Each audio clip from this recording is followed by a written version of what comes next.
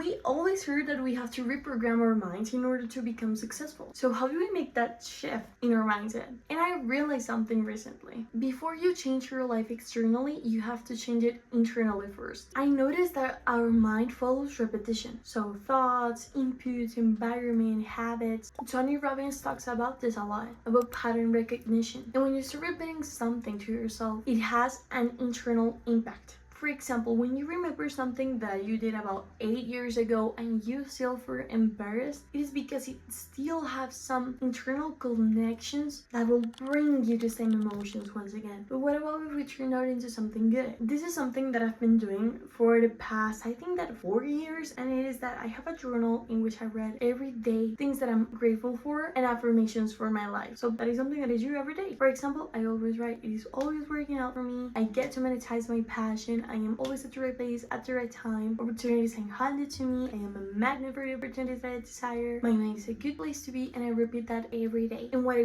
want something, for example, I've always dreamed of studying in this university in France, and well, I did all of the paperwork, I did all of that I had to do, but when there was nothing else to do and just waiting, I every day repeated to myself, I got accepted, I got accepted, I got accepted, I got accepted, until I got accepted. My point here is that you can reprogram your mind, and that this matters a lot. And it is because you cannot create a massive life while subconsciously believing that you're not capable of it. So for example, you can try to work really hard in what you do, but every day you're telling, I am not enough, I'm not doing enough, this is not working, this will not work. How do you think the results would affect? How do you think that this will end up? And in order to keep this, you have to make every habit that you create sustainable for yourself. For example, what I do with YouTube. I record all in one day, and as I post one video at YouTube per week, I edit throughout the week, I post it, and this keeps my consistency and intensity going. And for my personal brand, I plan everything in one day. I schedule my content so I know which days we have to record, and then that same day I record throughout the day. On the night before I get to sleep, I just edit it, post it, and that is it. Because systems always beat motivation. And talking about motivation, this is an exercise that I love, and it's the 3 whys exercise. For example, I've always say I want to be rich, and then I say why? Because I want freedom. Why? Because I want to live life in my own terms. Why? Because I do not want the feeling of someone controlling my life, my income, my space, and my time. Those are my why. And what about you? That is something that you can do in order to start getting a deeper connection of what your passion is really. The purpose of you doing all of this. And I think that the environment has a strong shift here. And also the content consumption. You can